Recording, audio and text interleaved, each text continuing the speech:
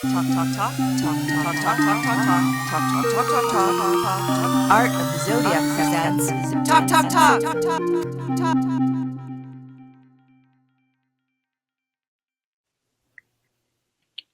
And here we go. I am Vivi of Art of the Zodiac here with Vivian of Stars in Alignment. And we're about to talk about a lot of things, but starting with this double Capricorn lunation this month. Yeah. I'll let you start because you had some really good thoughts on that. Capricorn is my seventh house, and it contains my North Node. And I have kind of a mixed perspective on the seventh because from a traditional standpoint, it was one of the places where we saw death, and whether death was figurative or literal. I mean, I think it ended, like the way that I came to my relationship with it is that it was the death of the daytime. It was the death of a certain type of life back when marriage was a contract and an arrangement. And, I'm always apprehensive about a Saturn ruled lunation. And I think it feels so powerful that we have one at like the first degree of Capricorn, right when Cancer season starts. And we have another at the very end, the two very, very important degrees. And it also struck me as interesting that at the time of the first lunation last week, the day after the summer solstice, also very special, that Saturn had reached that very standstill moment that it does when it slows down to prepare for a retrograde cycle. And then I looked and I'm like, well, let me look at the chart of the second one. And I was like, oh, Saturn is at the same degree for the second one, but it's retrograde.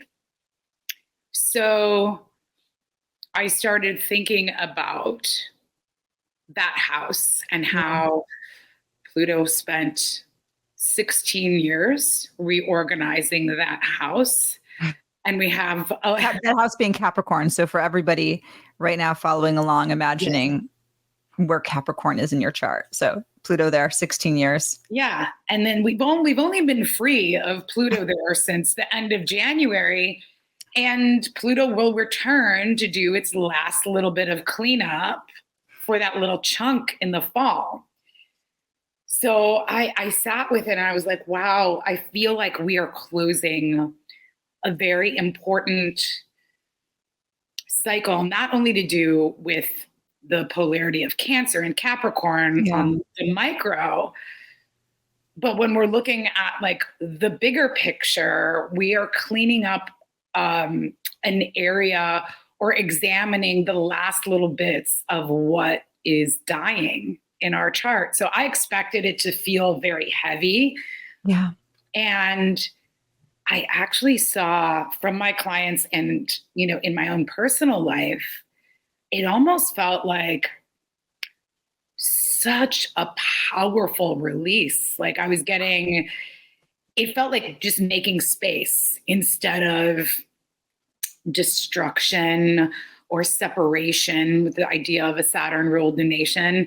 And I felt like that Neptune square, because Neptune was squaring the sun and the moon, was like, here is what you need to remember about how we are connected to the divine. How, when we make space, things continue to come in. There is always birth. There is always a love story. There is always a moment of inspiration. And I was like, this is a Saturn ruled lunation. So how did you find the moon? Well, oh my God, there's so much to unpack with what you just said, but I'll start here. Right? Like for me, remembering, yes, Saturn, but also it's Cancer the home of the moon, right? Where the sun is, which I think of like, it's cardinal water. It's like, we could say the womb, the water of life, if you will.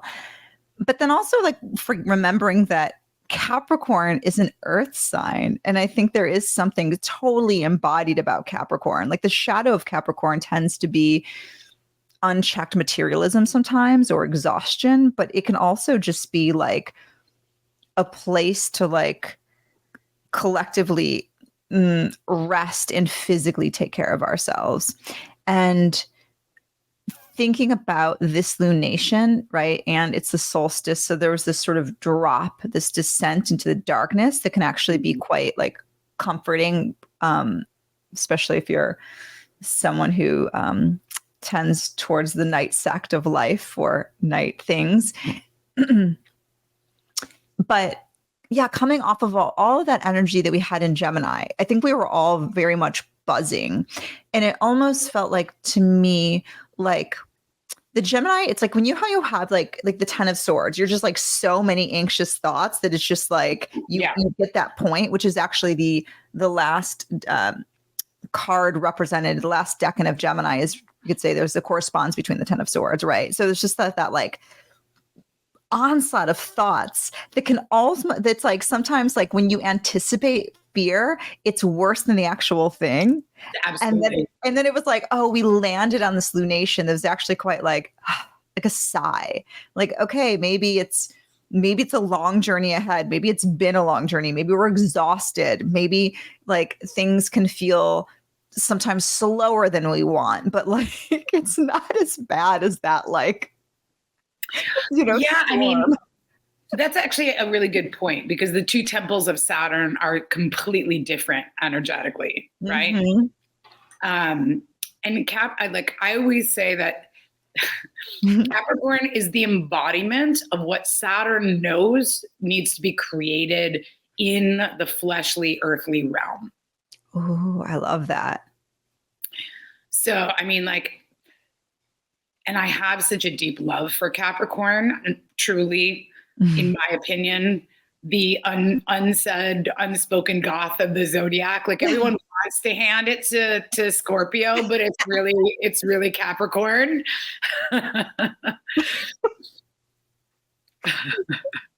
Yeah, I think like if there's different Goths, like Scorpio is the like dress up Goth, right? Like super fun outfits, a little bit flamboyant Goth, and then like I don't know, Capricorn's the Joy Division Goth. It's austerity. Like it's like we're not fucking around here, Goth.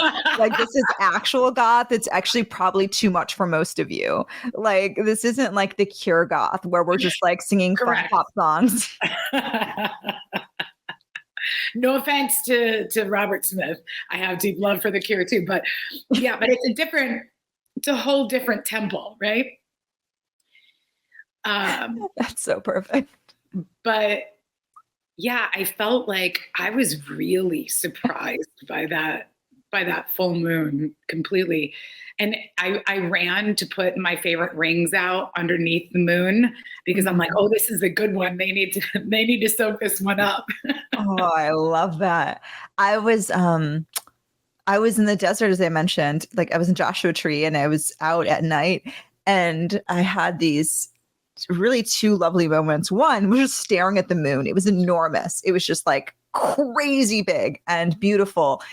And the other is I just like happened to be in a space where I could like look at stars, which I just isn't necessarily related to this lunation. But whenever that happens, I like trip out. I'm like, oh, I forgot. This is what it means to be an astrologer. We just look at the sky. Like, I mean, it is so beautiful in Joshua Tree, and the sky looks so different. I mean, like I also live in a place where there's too many clouds and too much light pollution to see anything.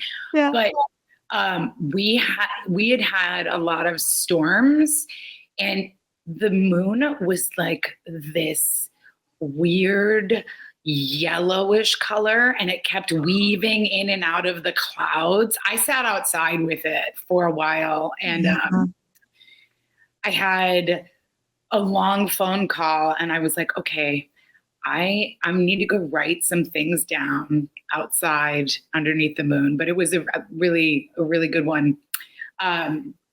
Curious to see, I think its relationship to Neptune felt like a lift.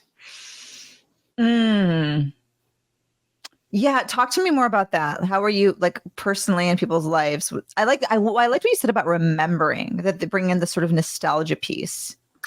Yeah, I feel like, I mean, first, I just want to say openly that as an astrologer, I probably have an unhealthy relationship with Neptune. I think I enjoy some of, not all of its qualities, but I enjoy some of this like dreamy sort of rose-colored glasses, maybe slightly delusional aspects that Neptune will bring to something. And I think when it's in juxtaposition with a Saturn-ruled moon, it provided this connection, this remembrance to the fact that whenever we release something, there is always something that comes through that we are connected to. With Neptune, we are connected to our memory. We are connected to the idea that the creation of space will always provide something else to take its place. Yeah, I feel like maybe I also have an unhealthy relationship to Neptune. It's like I always forget about it, and then when I like think about it, I'm like, oh, I kind of like that. But also, where's your Mercury again? Do you have it in Pisces? Yeah, I thought you did in a Pisces. We're part of the Mercury and Pisces. We need to start like a support group.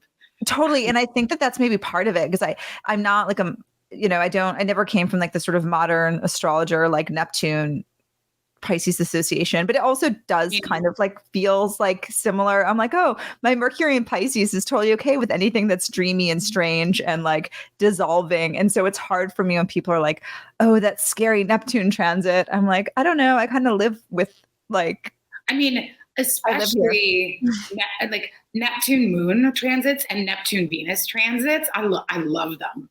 Yeah.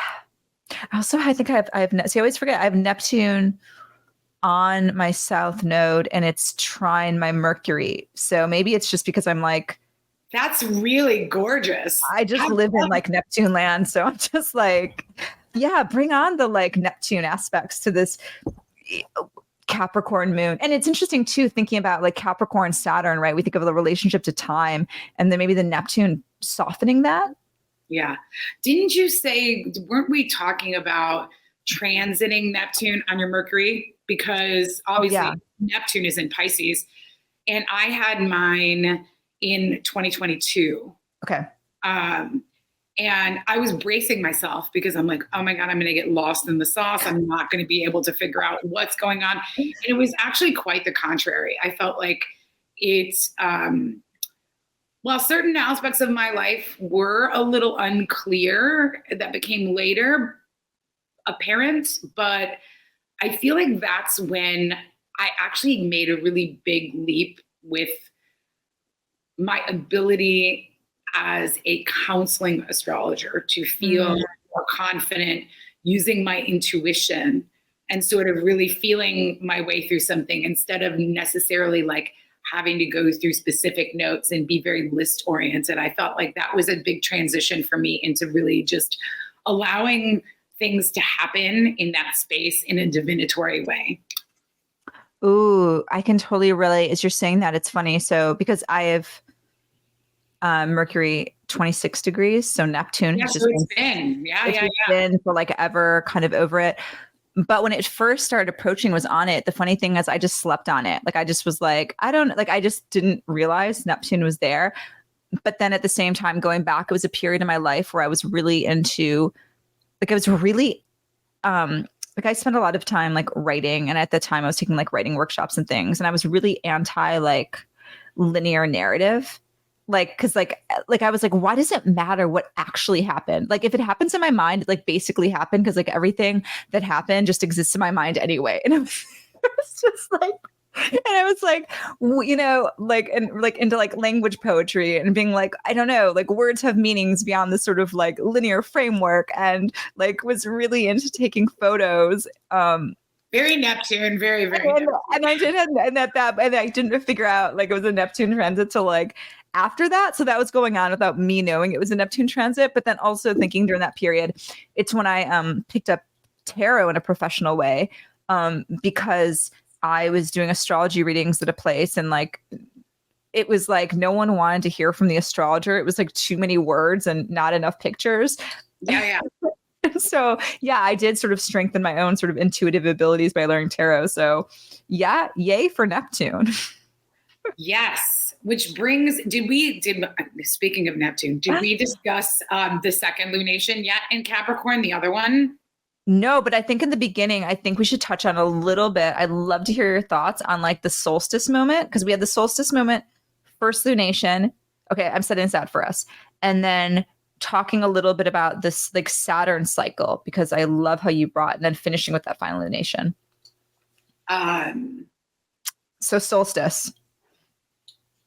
Yeah, I think it's really funny. I usually will hold ceremony on all new and full moons, obviously with the exception of eclipses. And I was actually so apprehensive about this moon before I saw it in its magnificence. Mm-hmm. I decided to hold ceremony for the solstice instead. Mm-hmm. And that day was rather unremarkable for me. I mean, like, obviously, important turning point, but unremarkable. Where were we going next? Forgive me. Oh, no, I just curious to know for people who are maybe newer to astrology, how would you describe the solstice moment? Like, what do you think symbolically? Like, I think of it as this like turning from maximum light to sort of darkness, or thinking about maybe even the relationship between Cancer and Capricorn embodied in this. Yeah, moment. I mean, there's something almost spooky and like beautiful, but a little sad for me. I love summer. I want it to be summer all the time. Yeah. But it's an acknowledgement that is the point in the year. And I always feel like I love Cancer season. I feel like I associate that with summer, but this was the earliest solstice we've had in 228 years or something. And I kept having people wish me a happy solstice the day after. And I was like, it was yesterday.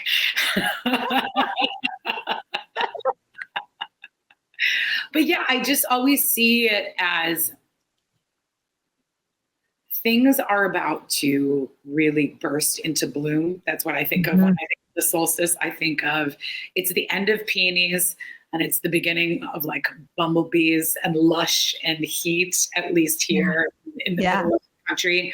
But it's also knowing that the days will begin to get shorter after that, which I think, when we, at the beginning of the year, when it's that turning point and we start to get a little more light, we're all like, oh, thank God, because I didn't think I was going to make it through these short days, and then it always feels like it comes so soon, the solstice. Mm-hmm. Do you have a ceremony or ritual around the solstice that's important to you? Gosh, not explicitly the same every year. But I always sort of like acknowledge it in my own way, right? And it is this sort of moment of like, maybe for me, like a meditative morning of like, well, gosh, I mean, it's different because, gosh, who says gosh? Where'd that come from? I'm in LA now, so it's not as palpable, but for years and years and years living in Detroit, I had that sort of like bittersweet moment of like, wow, tomatoes are finally in season, but also I can see the darkness creeping in, right? It's like winter will always come for you. Yeah, I mean, I feel like that's always at the back of my mind. Like when I started watching Game of Thrones, I'm like, I've been saying that for years. Winter is coming. Yes, I know. But the one thing I did notice is I was like, wow, this was the fastest and shortest Gemini season ever. Yeah. I think time, like I mean, I'm being half cheeky, but kind of not. Like, I think like time bent during this, like time went through some sort of weird warping mechanism because like it feels like Gemini season was just everyone buzzing on fast forward. It was way too much. Like we just did double time. It really was. Jupiter trine Pluto, we have two planets that make things really big in very different ways. Yeah. You know? And then everything that the minute it entered Gemini was like, hey, Pluto, like, and Pluto and Aquarius on its own feels like these quantum leaps into a different type of consciousness. Absolutely. And then, yeah, and then as you spoke to, Jupiter having moved into Gemini too, is being part of that Gemini setup was just like, I think the thing that made it really wonky of like suddenly the small things are big, the big things are small, like that, like it actually very much surprised me. And I don't know why. We know that Jupiter does these things, but I think the transition from a fixed earth sign into a mutable air sign is as big a leap as you can take. Yeah. It's funny too, because I think sometimes people are like, oh, it's Jupiter, like, where's Jupiter in my chart? And I'm like, that's cool. But it's also like Jupiter and Gemini is super volatile. Yeah. Like, it's not like Jupiter in Cancer where it's just like, no. It's Jupiter on chatty steroids, you know? And then after that, we drop into the solstice moment. It was just like, I felt like we like all like, just like, you know, like the marionettes fell. Like it was just a really active puppet show. And now we're just kind of like. That's actually a really beautiful image for that transition. We're all like staring at the sky, just like no one's moving. Usually, when things make a transition into Cancer, yes. I do notice, and maybe it's because it's my ascendant and I deeply identify with Cancer. But I notice the minute it happens, usually I will start to get stories or questions or around ancestry. Mm-hmm. And this time it was so dramatic. Possibly because Jupiter made all of the Gemini stuff so dramatically light that the movement in Sun, Mercury, and Venus traveling so close together for what seems like a very extended period of time. Yeah. I mean, poor Venus is still under the beams. At least I feel like in Cancer, she gets like a little bit of a rest. Like, it was funny. I was looking at the chart today. Do you ever do this where you just look at the chart of the moment and you like imagine what kind of person it would be if they were born? Totally. And I was like, oh, I was a Cancer rising with Venus and Mercury and the sun in Cancer. And like that, like Saturn, Moon, and Pisces in the 8th house. I'm like, oh, this would be a really interesting artist. Like what would this person make? So I love Saturn Moon combos and I love Saturn Venus combos in a chart. Yeah. I think it makes for very contemplative soul. Yeah. Do you have a Saturn Venus aspect in your chart? I do not. I have Venus like 17 minutes away from Kazemi, so my poor Venus is under the beams. Does she share the minute though, or is she just like a degree away? So Venus is 1555. Okay. And Sun is like 1619.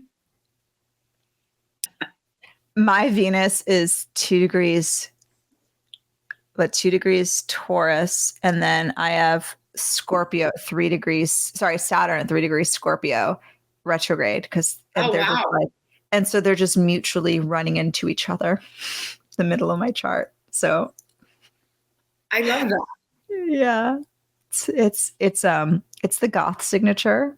I recently learned and confirmed. I mean, I knew, but yes. Is it? Mm-hmm. Mm-hmm. Yeah, because Venus is trying to be Venus, and Saturn's like, but death, but decay, but no. That's interesting. I'm gonna sit with that one for a little bit. I wonder if we could do a whole side panel of research on Goth aspects in the chart. Oh my God, we totally could. And Because I have a whole list in my head running that just started right now. I was like, oh, okay. Okay, pitting. That's a separate conversation, which I think is wonderful. And then there can be some voting on because we've established that the Capricorn tends to be the more real deal Goth, but we'll have a panel discussion afterwards. So speaking of Goth lunations. Yes. So what's going to happen is this. So for those who don't know, Saturn, it's so cute. Like Saturn gets to the trine with the sun. It's like perfect. It's like maximum moment of sweetness. And then it's like, and now I go retrograde, right? Which is what's about to happen. How do you, how are you thinking about, how do you think about Saturn retrogrades, period, before we even get to this final lunation? So, for as long as I've been tracking, I don't feel like Saturn is especially dramatic when it's retrograde. Yeah. However, I have noticed that when it is at an important degree related to someone's natal chart, then it is something. Because I think so I think it was late October through early December, Saturn was at 0 degrees, between 0 and 2 degrees for 3 months. And I have a handful of clients that have important planets or their ascendant at 0 or 1 degree of Pisces. And they were very impacted. And this specific Saturn station is literally on my Mercury. And I think it's on Rose's ascendant. Because her Mercury and my ascendant are at the same degree. Oh, I love that. So I think anyone that has like 16, 17 to 22 of a mutable sign is going to feel attention being brought to whatever the Saturn story is. And then it will be emphasized, obviously, by these 2 very important moons, the rarity of the 2 Capricorn moons, because that same degree Saturn rules both of them. Yeah. Yeah. Just thinking about when I think about the implications of Saturn retrograde, like in the life, I agree. It's not like a Mercury retrograde. We shouldn't be like running for our beds, but at the same time, I think maybe what you're saying about when it comes to a pivotal degree in the natal chart, right? Yeah. Maybe thinking about that story and the retrograde, maybe being a slowing down the plot. Maybe there's a reversal. Maybe it's just could be a time to be more contemplative around that particular story and whatever it is, I actually have been surprised that I've seen it show up more in the houses that it rules than in the house that Saturn is actually transiting, which is kind of wild. And maybe that's like what stands out for me about the retrograde. Ooh, I like that. When it starts to go backwards, it's not necessarily about, the 9th house, or it's not necessarily about the 4th house, though it can be, but it might show up in the place that it rules. Like for me, that Saturn rules the 12th. So thinking about things that maybe I have been unconscious to, or things that in general, day-to-day direct life action, I don't notice so much, but are part of this story that I think, the 12th house is a place that we have to work actively to unravel so that we can see the contents. But I have a client and Saturn rules their 4th. Okay. They decided that they were selling their home So they're in the process of going through what they need to renovate before it actually hits the market. Ooh, you kind of bring something up for me. I had a client who, obviously anonymous, was thinking about making a move back somewhere, right? And I could Oh, see that sounds very Saturn retrograde. that, yeah, and it was going through their fourth, yeah. And I thought, and they're like, well, should I or shouldn't I? And I was like, I don't even think it's like about that, right? That's a larger sort of electional story of when, but I actually, I don't think astrology should tell you should or shouldn't. But I was like, if this feels like it's your story, it's really beautiful astrology for it. And like, does that make me a bad astrologer? I'm just like, I can't tell you if you should or shouldn't, but it would be really like poetic. I mean, so I have a lot of spooky clients. I love them all. I had one of them ask me, and she's like, can you tell me if I'm going to live past this age? She's like, because I don't know if I wanna. She's like, the world we live in. And I was like, listen, first, you've come to the right gal with that question. But second, it would be incredibly irresponsible of me to say yes or no. Because I think even when you look at a death chart, there are so many things. Like it could be so many possibilities, right? Like, it's not always super literal. Totally. And I'm laughing so hard because I don't know if you've ever had a moment like this, if you've ever had a panic attack. I have. Never. Or if you've ever thought to yourself, oh my God, am I dying? Whether that's, drug induced or just, whatever. Many times. Yeah. So I've had moments of like that where I actually had to go back and think of the chart at the moment. And I've said to myself, wait, this chart is so not remarkable. This can't be the death moment. Right. And it's like such a huge relief. And you're like, only if I had done that in my horror in the moment, then I would have been able to calm myself down. Oh, no, I will do it in the horror of my moment. Like, I'll actually think to myself, like, I'll be like panicking. And then sometimes I'll have the clarity to go, wait, what's the chart at the moment? I'm like, okay, wait, I can't. This isn't a death chart. Like, it's like not super bad, but it's not super good either. Because, it's a toss up. Sometimes death charts are gorgeous. You're like, oh man, I was waiting for that Jupiter transit. Yeah. I mean, speaking of, interesting that Jupiter does show up in so many death charts, right? Mm-hmm.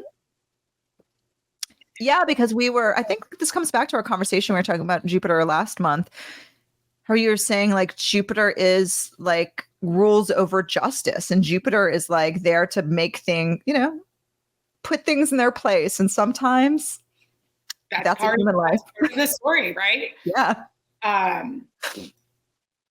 But I think people always, when we get down to like the root of it, Jupiter is Zeus, right? Mm-hmm. And Zeus had a lot of power and he did a lot of wild things. Many of them possibly questionable, but at the end of the day, part of this like giant story that we can't always see the details of. But I think people are like, oh, Jupiter is just going to be, I'm going to win the lottery and everything is going to be amazing. And Jupiter, it doesn't act as predictably as we would expect. Unlike Venus, I think Venus is unanimously sweet.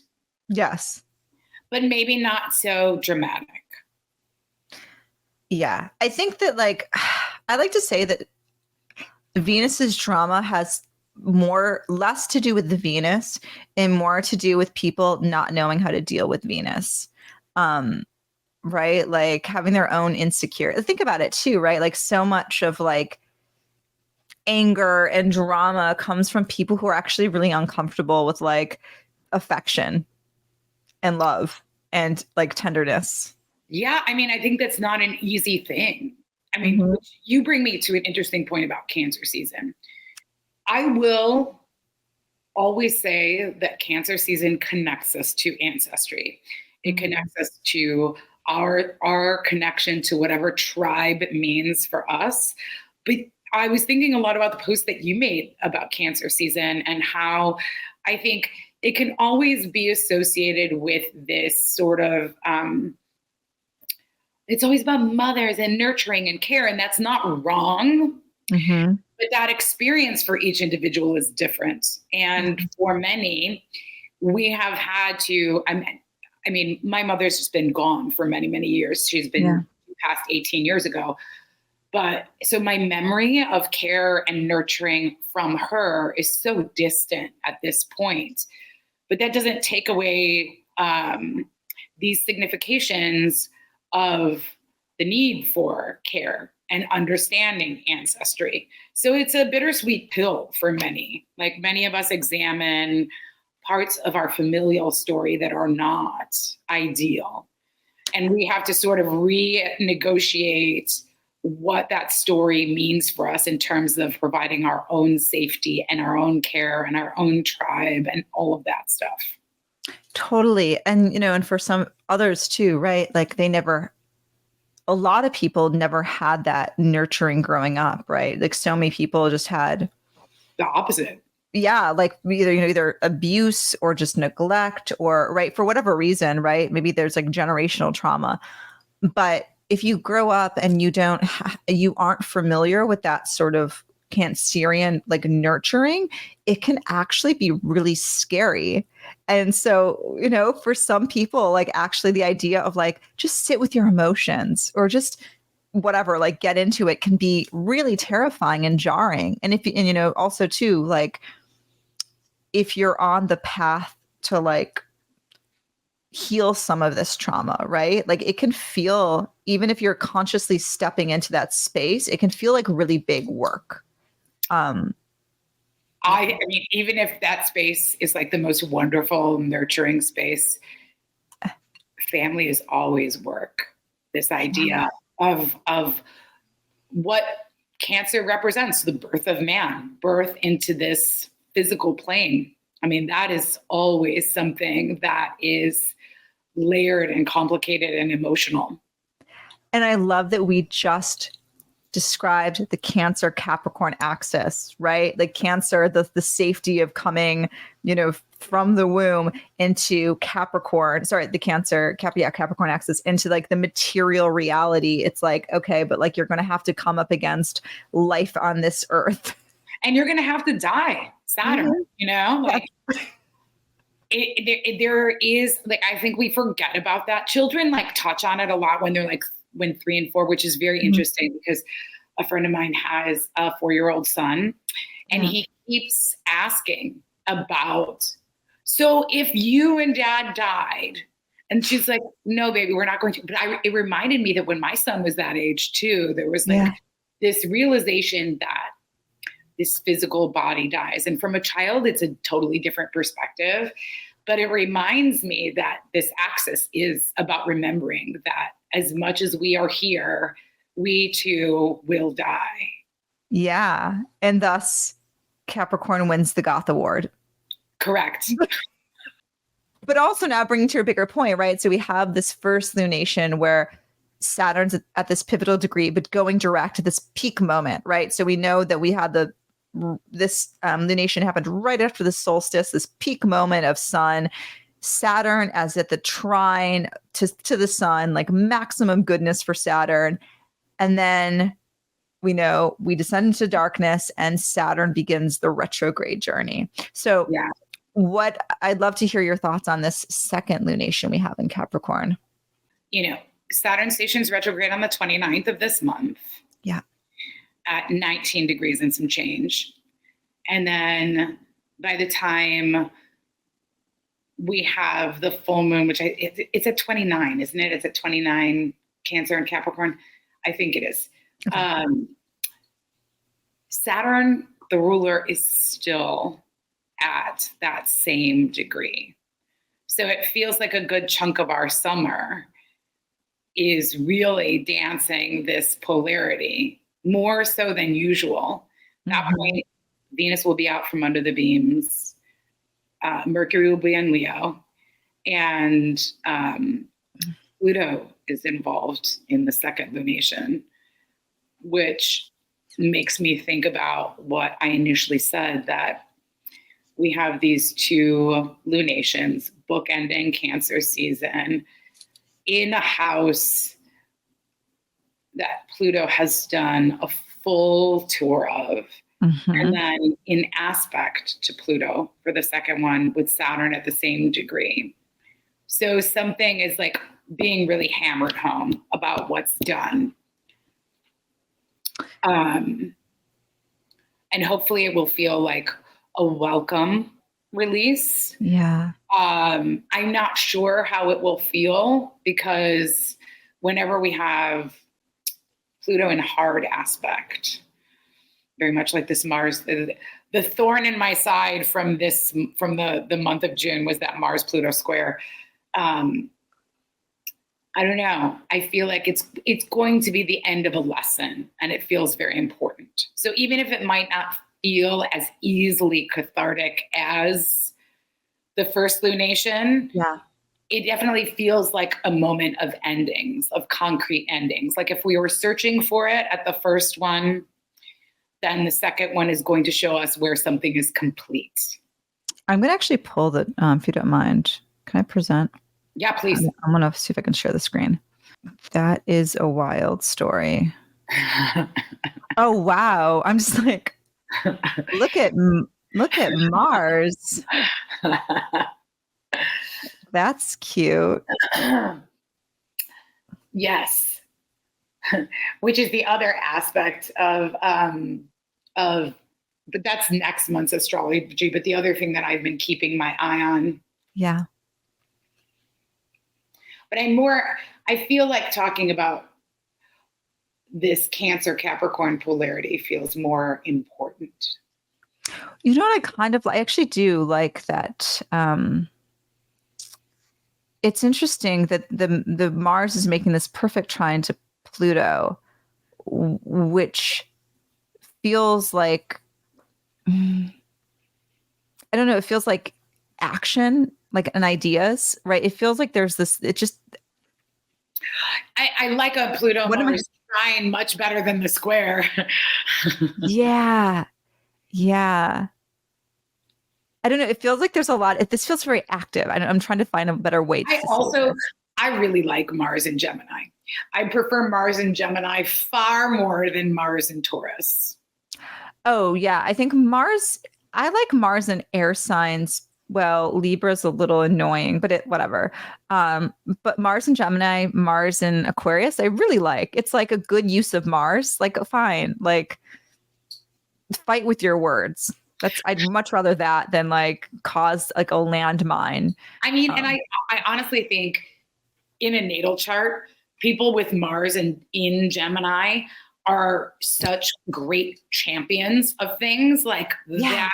Like, it's wild how they'll bring attention to something that needs attention and sort of lift it up.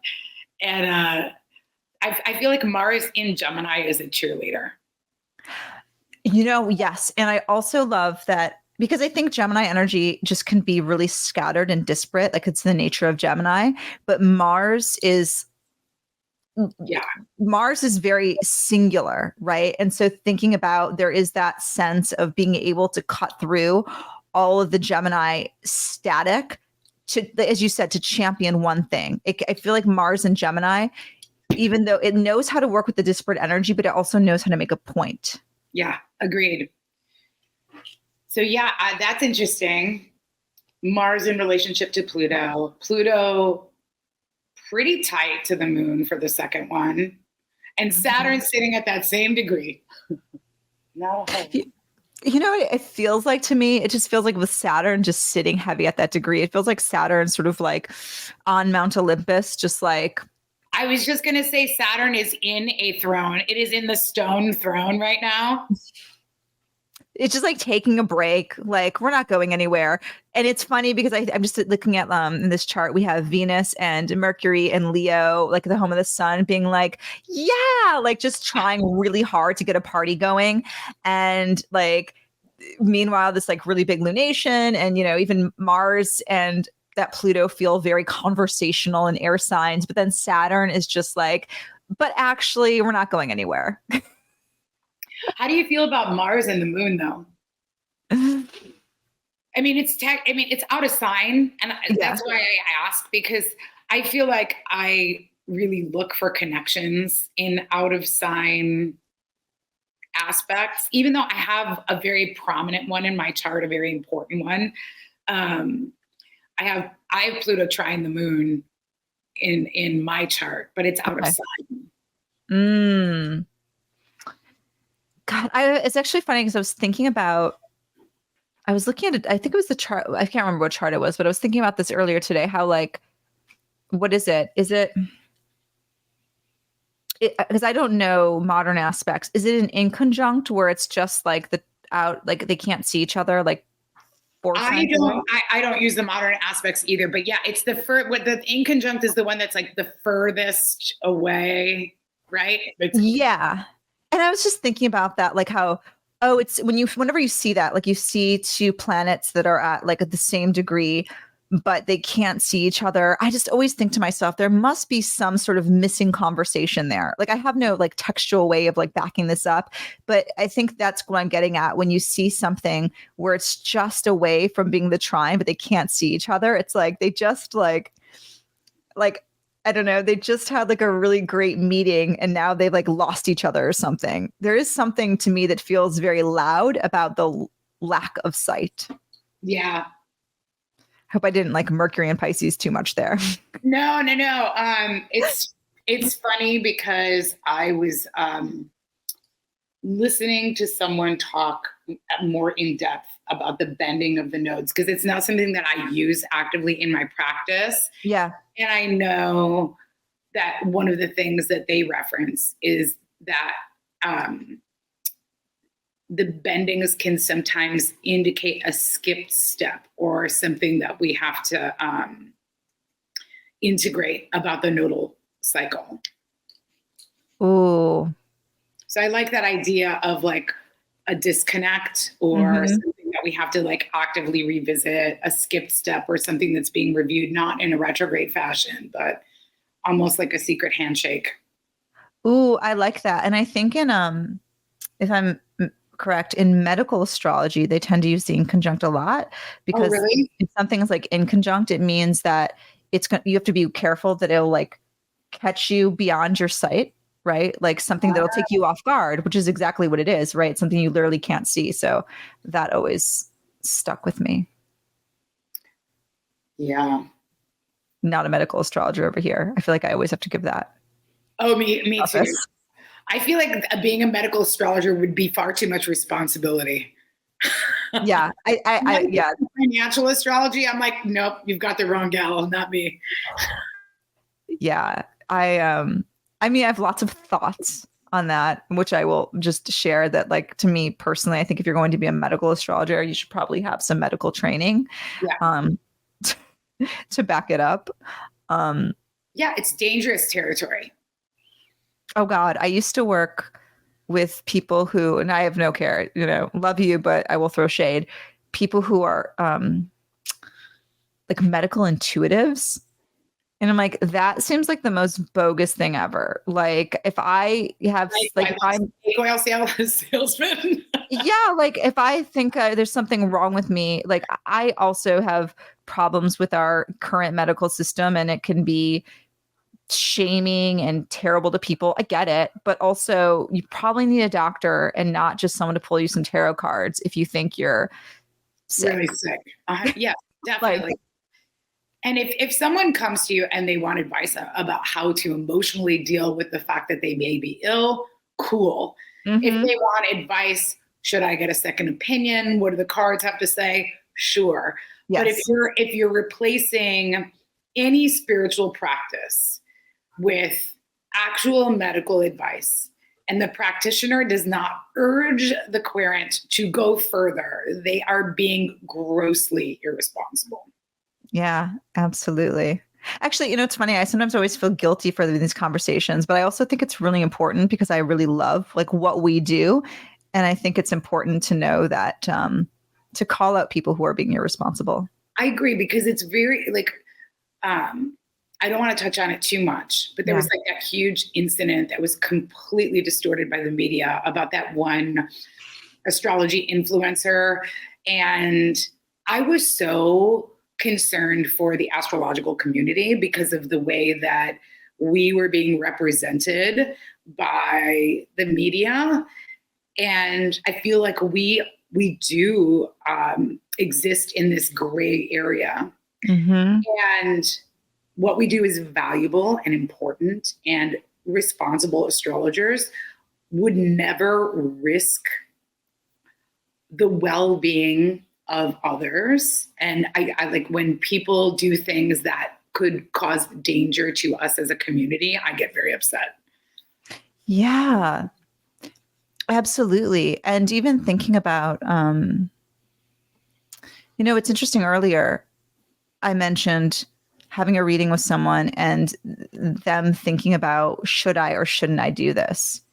Right. Because of something, like Saturn retrograde, should I or shouldn't I move? Yeah. And I'm like, I don't know. I don't think my job isn't to tell you what you should or shouldn't do. It's to kind of like tell you where the sky's at. But I also think too, I also believe astrology can be predictive, but that like we have a responsibility to do that cautiously, which is the reason I think I tend to shy away from it a lot, because it's not my strength. Yeah, I mean, I think it all comes down to the basic question, the basic question you ask yourself: is this information going to do harm? Mm-hmm. And using that as a barometer, I think, is pretty safe. Yeah, I love that how we derailed. How we Mercury in Pisces derailed entirely. I know, like we Mercury in Pisces, but then we just came back to this sober Capricorn moon moment that has been just like, all of this is just like, how do you do things with responsibility, and how do you carry the weight of weight of life, which is what Capricorn is doing.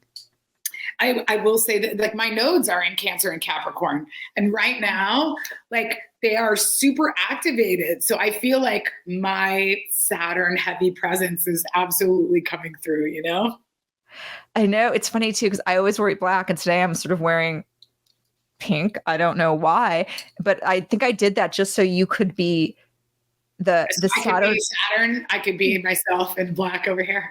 Yeah, so you could carry the weight of Saturn for me, which also is just proving it is very Cancer Capricorn. Look at it.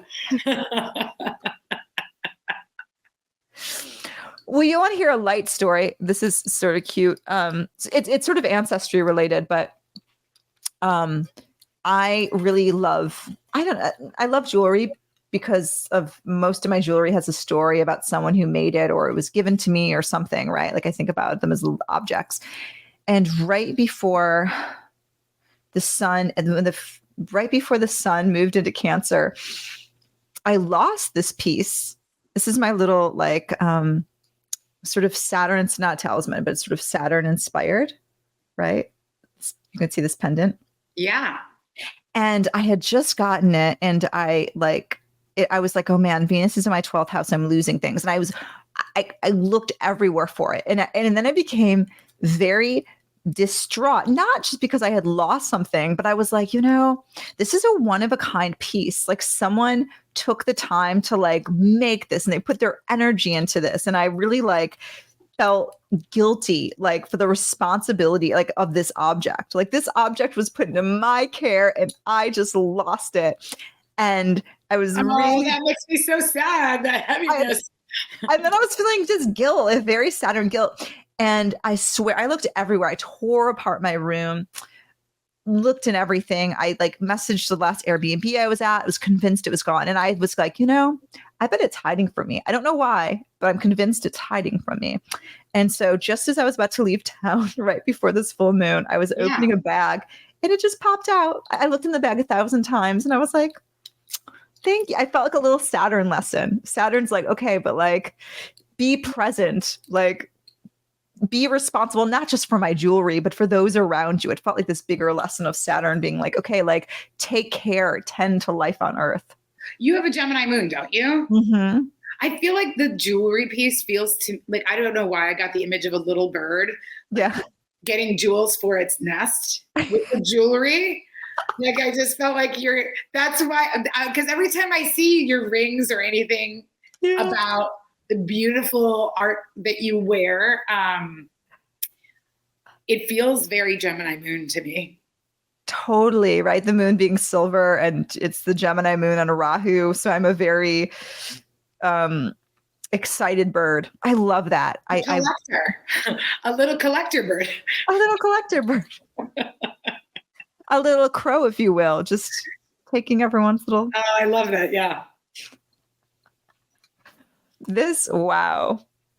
So, okay, we can officially wrap this up because we're at an hour and this has been amazing. But okay, we have one more lunation in Capricorn, which we've talked about. We've talked about Saturn.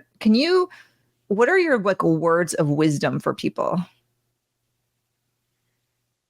I mean, the thing that I've been writing down myself, or the thing that I've been thinking about the most myself, is that, for much of the Northern Hemisphere, this is when it gets very hot and we have to be slow. Mm-hmm. And I think that slowness allows us to think about how we create home, how things feel like. I know next month is more like harvest, but to me, this feels like the height of summer and a kind of like a moment or an opportunity to savor the things that are so brief in the summer. But there is this idea of how we care. We just went from this frenzied, shortened Gemini season to one that is more about support. And I just think I mother my friends, and not in a smothering way, but it's like you care for your friends, you care for your lovers, you care for your children. And I think that's the way we get our messages. That's the way we get the things that are meant to return to us, is when we step into a place of care. Saturn will place its limits. I love that so much. I love thinking about the heat and the slowness, and what's coming in for me is, even thinking about my own sort of frenzy of thinking I like lost my necklace, but like this idea of like, oh, I didn't give it enough attention, which makes me think like, even thinking about my own sort of distraction during Gemini season of like just being everywhere, but realizing when you're everywhere, you're kind of nowhere. And so like that, like with this Cancer season, just like dropping in to actually be present with people. That's to me what it is, the slowness of being present. And I forgot to mention the thing that brought me to that is that the minute we entered Cancer season and Mercury and Venus entered, we have Saturn in a water sign. So the relationship between those planets and Saturn is one that actually helps us to slow down in a way that is appropriate. It's not like this hard aspect to Saturn. We're connecting to Saturn lessons through a trine now. So that feels like our way in. Oh, I love that. The way into water. And even if you have to go very slowly. Lessons. Oh man, this has been delightful. As always, do you have anything coming up, and how can people find you? I have nothing coming up. I have zero coming up. My summer schedule has actually shaken out to be not at all what I expected it to. But I think I'm gonna dive into some different research, which we can share publicly at a later date when I get a little bit more ground under me. But that's where I think I'm focusing on slowing down and trying to figure out a leg of research and how to fund it. So Fantastic. And are your books currently open? In the meantime, I'm always open for readings. And I actually have more time on the books July and August than I have in some time. So amazing. And I also have some projects that I'm working on, which I will launch soon. But in the meantime, I have this podcast and I have some really fun interviews. So I'm Art of the Zodiac in all the places. I think Substack's the best place to reach out to me, because you can access all of the podcasts and interviews there. My books are also open, and I'm excited to slow down for summer, and I'm sure that we'll do one of these again soon. Such a pleasure. Thank you very much for having me. You're welcome. Bye. Bye, love.